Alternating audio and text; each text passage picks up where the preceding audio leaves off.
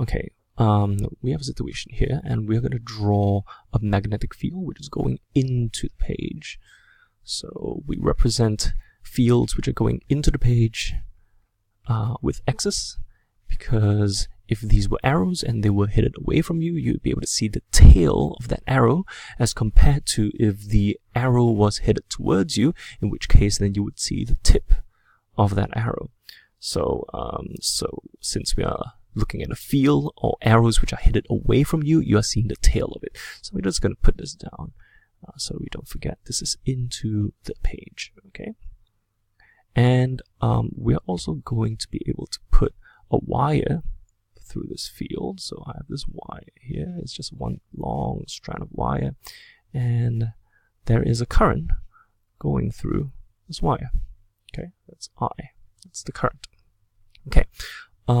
Now the question is, if I have a current going through here and I have a magnetic field also intersecting this current carrying wire or current carrying conductor here, then there will be a force exerted on this wire. So the question is, what is this force? So we need to derive an equation first before we can figure out what the force is. But we're going to use some knowledge that we had before. We know that if I have an electrical field, and if I have a charge going through that electrical field, that the charge is going to feel a force. And that equation is given by the force felt by an electrical charge is equal to QE. Or in other words, where this Q here is charge, the magnitude of the charge, and this E here is the electrical field strength.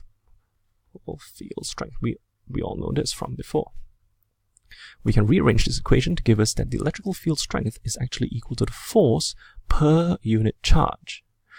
Now, it's the same thing with magnetic fields. We can also derive an expression for the magnetic field strength by looking at this equation here. So I can put down the magnetic field strength is actually equal to the force acting on something.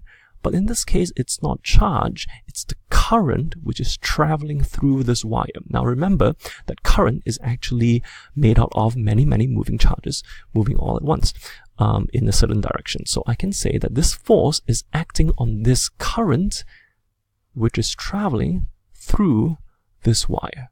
Or in other words, delta L. So this here, I is current, and this delta L here, that's the length of the conductor inside the magnetic field. Okay, so no problem there. So what we're going to do is we're going to rearrange this equation, and if we rearrange this, we're going to get force is equal to B I delta L. But it's more specific to say that this equation is actually equal to I times B cross product delta L. Alright, so what does this mean? This B cross delta L actually can be rewritten as, because remember these two are vectors, and it's very important that we don't just multiply the two values together, we also need to take into account that direction. Okay, so if you rewrite this, it actually looks like this. The magnitude of the magnetic field strength multiplied by the length of that wire, which is a vector, and multiplied by sinus theta, which is the angle in between these two vectors.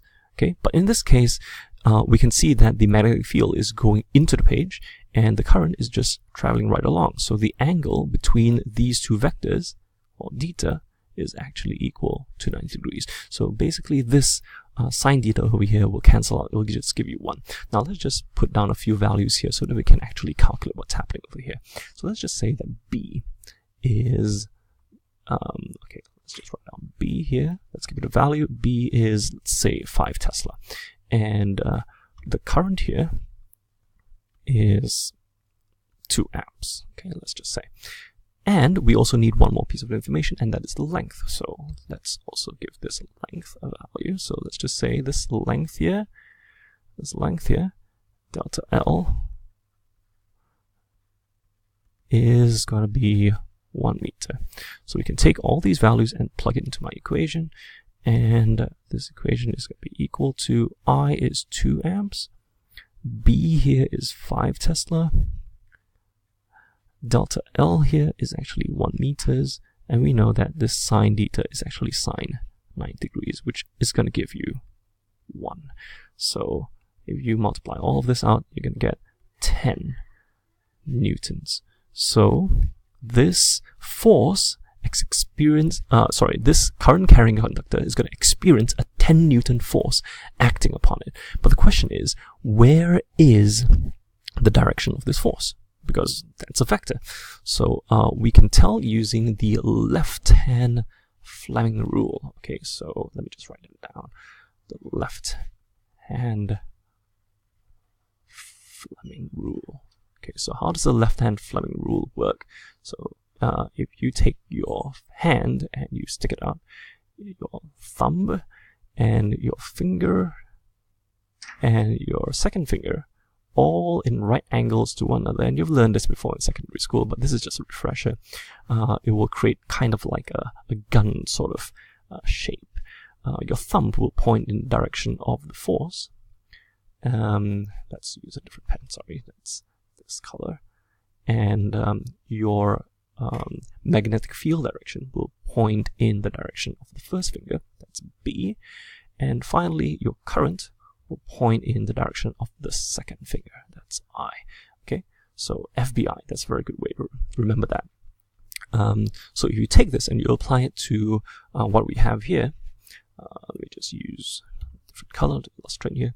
Then if we point our first finger in the direction of the magnetic field, then we'll go inwards. Okay, so I'll go inwards, and then okay, so this is going inwards like this, and then I have, okay, let me just redraw that.